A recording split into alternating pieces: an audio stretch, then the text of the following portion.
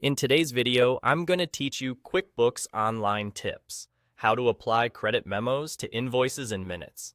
If you've ever needed to reduce what a customer owes because of a return, a price adjustment, or goodwill, a credit memo is the clean, professional way to do it. The best part is that QuickBooks Online automatically applies credit memos to open invoice totals for the same customer. So once you create one, QuickBooks does the heavy lifting. Here's how it works from start to finish. From your QuickBooks dashboard, select New at the top left. This opens the Create menu where you can choose the type of transaction you want to add. Pick Credit Memo. With that form open, start by choosing the customer you want the credit to apply to.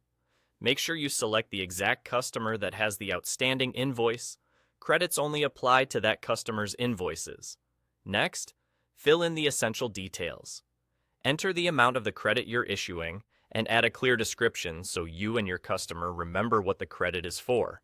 Take a moment to confirm the date is correct, since the date determines how QuickBooks matches the credit to existing invoices. Accuracy here ensures the credit nets against the right balance. If your business tracks tax on credits, make sure the amounts reflect what you expect. When everything looks good, click Save. That's it. The credit memo is created. Because QuickBooks automatically applies credit memos, the system will look for open invoices for that customer and apply the credit up to the available amount. You don't have to link anything manually in most cases.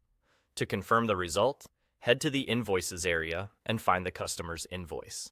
You'll see the invoice status now indicates it's partially paid if the credit covered only part of the total, or fully paid if the credit matched the remaining balance.